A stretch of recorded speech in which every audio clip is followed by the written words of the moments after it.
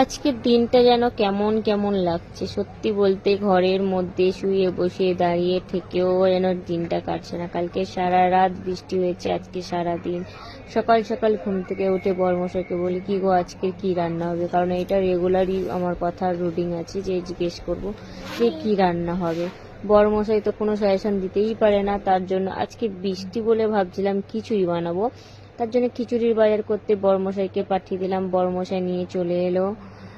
বরমশাই নিয়ে এলো যে সকালবেলা সব একটু ভারী করে সবাই মিলে টিফিন করি, চলো বলে বরমশাই নিয়ে এলো পাস্তা। তার জন্য সবাই মিলে পাস্তা কিনেছে। আর আমার বর এতই গেমের মধ্যে ঢুকে আছে, ওকে যে ভালো মন্দ করে খাওয়ালেও ওর কোনো রিয়াকশন থাকে না। লাস্টে খেকিয়ে উঠতে তখন বলছে হ্যাঁ খুব সুন্দর হয়েছে, সেই টেস্ট।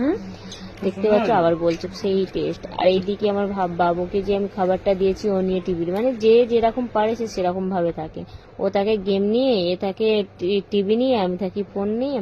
চলো, আজকে সবাই আমাকে বলে কড়াটা মাজতে পারো না, কড়াটা মাজতে। আরে ভাই, কড়াটা মাজলেও ওই কালারটা যাবে না, কারণ এটা অনেক দিনের কড়া তো। কারণ আমি যত বছর আলাদা হয়েছি তত বছরের কড়া, এ কোনোদিনই ঠিক হবে না। ভিডিওটা আর বেশি বাড়ালাম না, ছোট্টখাটো ভিডিও করলাম। দুপুরবেলায় যে খিচুড়িটা রান্না করবো সেটা রেসিপি দিতেও পারি, নাও দিতেও পারি, কারণ একলা হাতে সব করবো তো, তার জন্য মনে হচ্ছে দিতে পারবো না। চলো, দুপুরবেলা যদি খিচুড়িটা বানানো হয় সেটা তোমাদের সঙ্গে শেয়ার করব। আর এইদিকে ভিডিওটা জানি না কেমন হয়েছে, শর্টকাট